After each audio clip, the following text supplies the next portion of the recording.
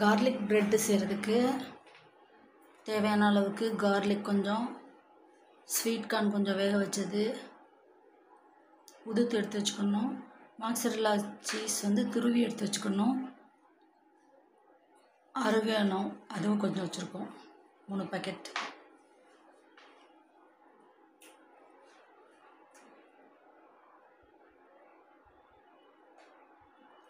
தேவையான பொருட்கள் எடுத்து வச்சுருக்கு. அதுக்கப்புறம் பேலன்ஸ் இது வந்து sugar, milk, hot water, warm milk, ரொம்ப ஹீட்டாக இருக்கக்கூடாது, கை பொறுக்கிற சூடு. பாலும் சரி தான். ரொம்ப சில்லுனோ இல்லாட்டி ரொம்ப ஹாட்டாகவோ இருந்துச்சுன்னா வாட்டர் ஈஸ்ட் வந்து டெட் ஆயிரும். வார்ம் வாட்டர் எடுத்துக்கணும்.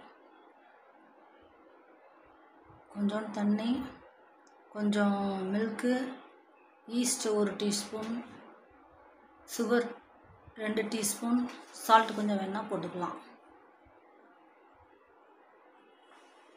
சால்ட்டு போட மறந்துட்டேன்.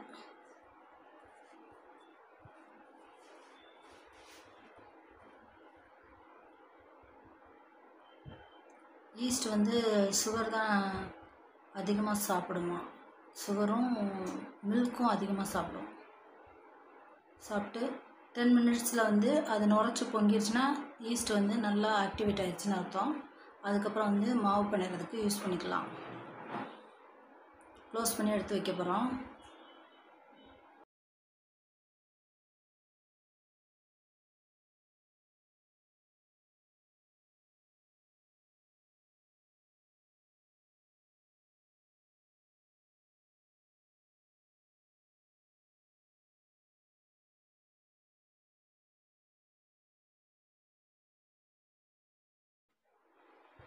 ஈஸ்ட்டு வந்து நல்லா ரெடி ஆயிடுச்சு, நுரைச்சி பொங்கி வந்துருச்சு. இதில் வந்து மாவு சேர்த்து பிணையணும். மாவெல்லாம் நான் அளவு பார்த்து போடல. கிட்டத்தட்ட ஒரு 2 கப் அளவு மாவு இதில் ஆட் பண்ணிக்கிட்டேன். கார்ன் ஊற்றி வச்சுக்கிட்டாச்சு. ஆயில் க்ரீஸ் பண்ண பாக்ஸு,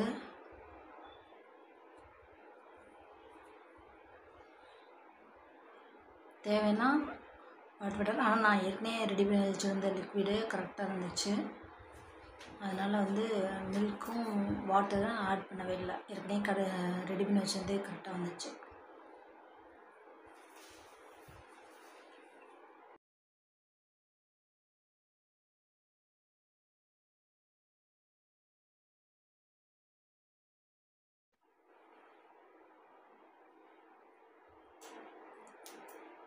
மாவு நல்லா பிணைஞ்சிட்டு மாவு ரெடி பண்ணிவிட்டு தேவையான அளவு கொஞ்சம் கெட்டியாக மாவு பிணைஞ்சி வச்சுக்கணும்.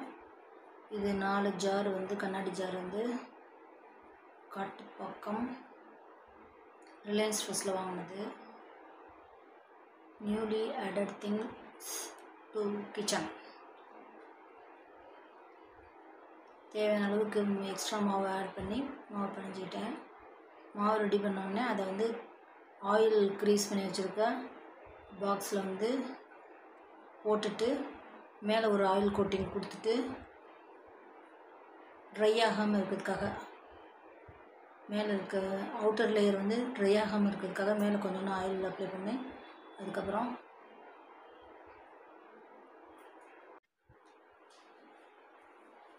ஒரு கண்ணாடி லிட்டு போட்டு மூடி வச்சுட்டு 1 ஹவர் வெயிட் பண்ணோம்.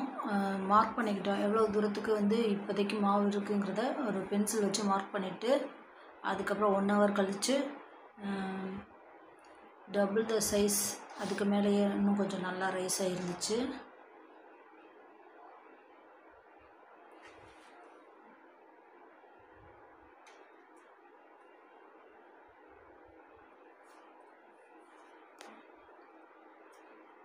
ஆண்டி அப்படியே ஆண்டி, சரிங்க ஆண்டி. வீட்டுக்கு வந்தோடனே மட்டும் கால் மட்டும் பண்ண சொல்லுங்கள் ஆண்டி. சரிங்க, தேங்க்ஸ். தண்ணி ஊற்றி வச்சுருந்தது. அடுத்த நாள் காலையில் நாங்கள் வந்து ப்ரெஸ்டீஜ் ஹேண்ட் பிளெண்டரில் வந்து ஒரு அடி அடிச்சுட்டு அதுக்கப்புறம் தான் சாப்பிட்றதுக்கு நல்லாயிருக்கும். தயிர், சால்ட்டு, நான் கூப்பிடும்போது வா. கொஞ்சம் நீச்ச தண்ணி, ரைஸ் ரைஸை வந்து ஊற வச்ச தண்ணி, அதில் வந்து குட் பாக்டீரியாஸ் இருக்கும். அது வந்து ஸ்டொமக்கில் இருக்க வந்து லிவர் சிறுகுடல்லாம் இருக்கிற பாக்டீரியாவுக்கு ரொம்ப நல்லது. அதனால் வந்து நீச்ச தண்ணியும் கொஞ்சம் ஊற்றி நல்லா மசிக்கிற மாதிரி நல்லா ஒரு சின்ன சின்ன ஃபைன் பார்ட்டிகிள்ஸ் ஆகிற மாதிரி அரைச்சிட்டு அதுக்கப்புறம் குடிக்கிறதுக்கு வசதியாக இருக்கும். தொட்டுக்கிறதுக்கு வந்து சைடிஷ் வந்து சீனி அவரைக்காய் அண்ட் வெண்டைக்காய் வத்தல்.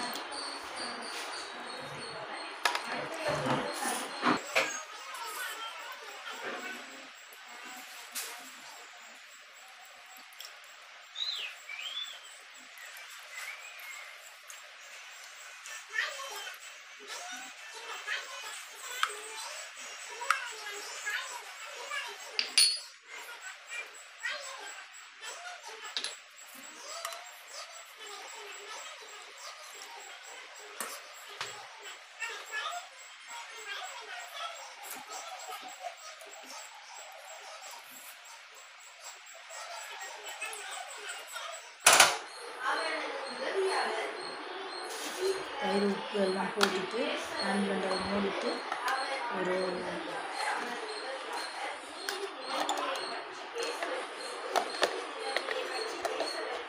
1 மினிட்டுக்கு கம்மியாக அரைச்சி எடுத்துக்கலாம். ஹேண்ட் பிளெண்டரோட ஸ்பீடை இன்க்ரீஸ் பண்ணிக்கலாம். எத்தனை பல்சஸ் வேணுமோ அந்த பல்சஸ்லாம் கொடுக்கலாம்.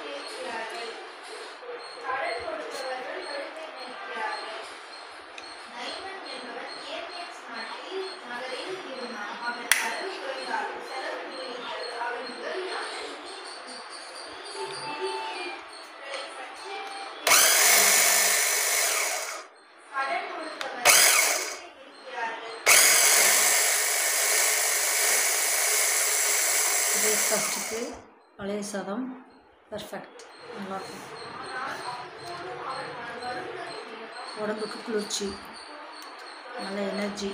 ஸ்ரீதருங்க வாயா, திறக்க முடியலடா வாடா. அவங்கெல்லாம் ஏர்லி மார்னிங் பழைய சாதம் சாப்பிட்டு போவாங்க.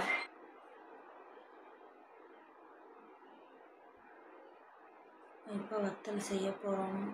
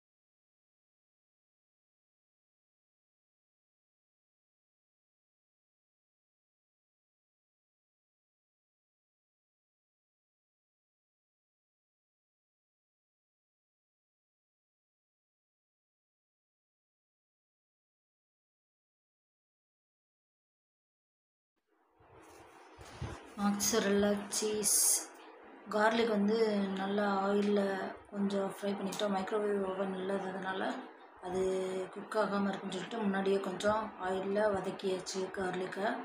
மாட்சரெல்லா சீஸ் வந்து துருவியாச்சு. இப்போ வந்து மாக்ஸரல்லா சீஸும் அதுக்கப்புறம் ஸ்வீட் கார்னும் மிடில் வைக்கிறதுக்கு, சென்டரில் வைக்கிறதுக்கு ப்ரெட்டை வந்து ரவுண்டாக வந்து விரிச்சுக்கிட்டு அதை ஆஃபாக செமி சர்க்கிளாக க்ளோஸ் பண்ணும்போது நடுவில் வந்து மாக்ஸரல்லா சீஸையும் ஸ்வீட் கார்னையும் வைக்கணும்.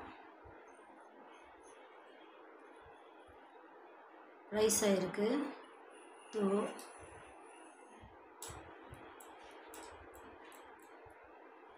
கார்லிக் போட்டு ஒரு நல்லா மிக்ஸ் கொடுத்து நல்லா அமுக்கி ஏர் பபிள்ஸ்லாம் போகிற மாதிரி மிக்ஸ் கொடுத்துட்டு இதில் வந்து க்ரீன்ஸ் சேர்த்துக்கிடலாம். ஆரோக்கியானோ நாங்கள் சேர்த்துருப்போம். பெப்பரும் சேர்க்கலாம். மிளகுத்தூள் சேர்க்கலாம். ஜீரகத்தூளும் சேர்க்கலாம். ஆரோக்கியானா மட்டும் சேர்த்துருக்கோம், வேறு எதுவும் சேர்க்கல.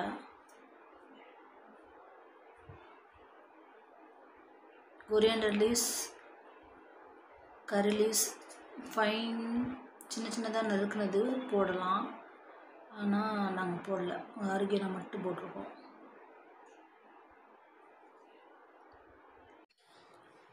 வந்து வேறு பவுலில் ட்ரான்ஸ்ஃபர் பண்ணியாச்சு. ஃப்ளாட் ஸ்பேஸில் வந்து ஆயில் அப்ளை பண்ணிவிட்டு தேவையான அளவு ரவுண்டு சர்க்கிள் மேக் பண்ணுறதுக்கு தேவையான அளவுக்கு எடுத்துட்டு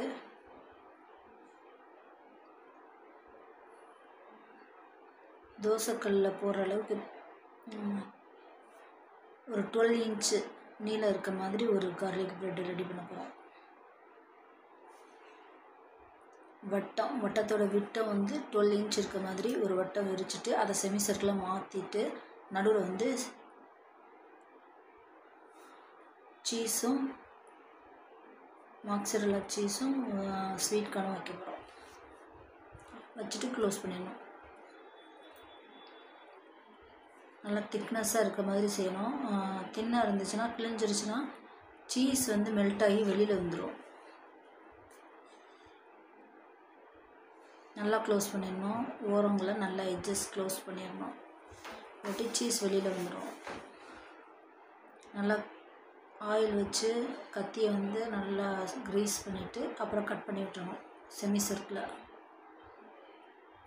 அதுக்கு மேலே வந்து காரம் ஏதாவது டாப்பிங் கொடுத்துட்டு கூட சுட வைக்கலாம். இல்லாட்டி சுட வச்சதுக்கப்புறம் கூட நாங்கள் பெப்பர் தூள் வந்து சுட வச்சதுக்கப்புறம் மிளகுத்தூள் போட்டுக்கிட்டோம்.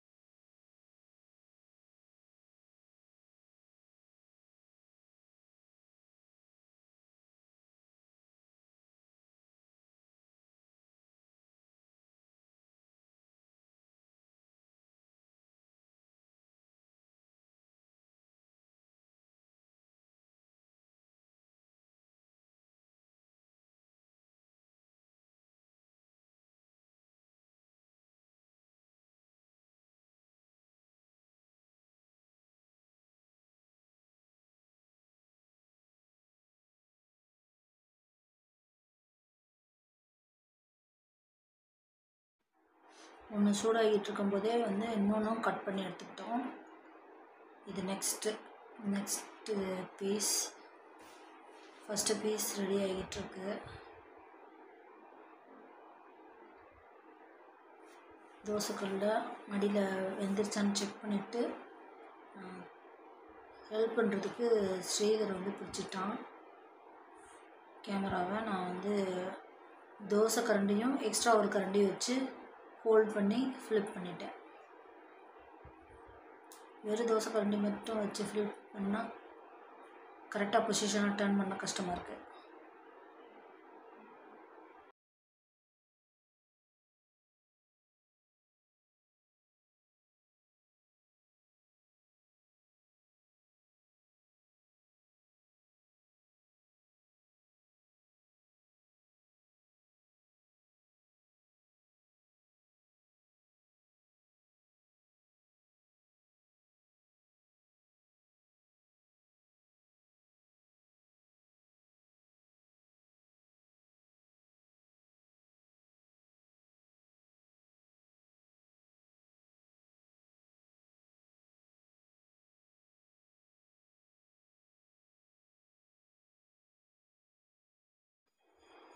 தோசைக்கல்லையே 2 சைடும் திருப்பி எடுக்கும்போது கார்லிக் ப்ரெட்டில் நடுவில் இருக்க சீஸ் நல்லா மெல்ட் ஆயிடுச்சு. 2 பக்கமும் கோல்டன் ப்ரௌன் ஆகிற மாதிரி நல்லா ரோஸ்ட் பண்ணி எடுத்துக்கிட்டோம். இன்னொரு இதை வந்து தோசைக்கல்லில் போட்டாச்சு. நல்லா ஆயில் ஸ்ப்ரெட் பண்ண நைஃபை வச்சு ஒரு கட் கொடுத்துட்டு அப்படியே தனித்தனியாக வந்து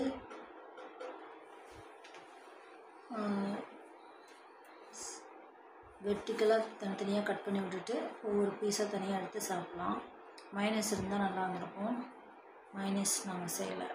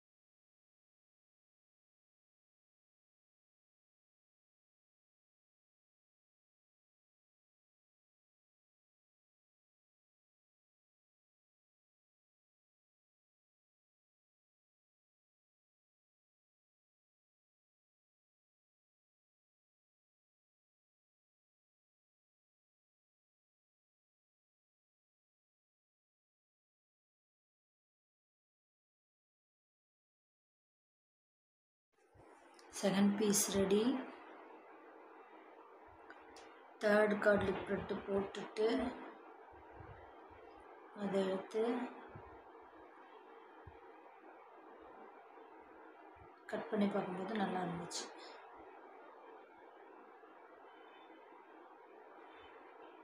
இது செகண்ட் பீஸ்.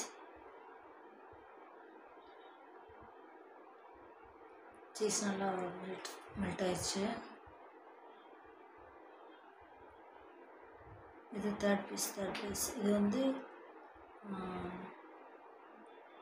பெப்பர் தூள் வந்து ஸ்ப்ரெட் பண்ணிக்கிட்டு ஸ்ப்ரிங்கிள்ஸும் பெப்பர் பவுடர் காரமாக வந்து அவங்கவுங்க விருப்பப்பட்ட மசாலா போட்டுக்கலாம். பெப்பர் மட்டும் போட்டுக்கிட்டோம்.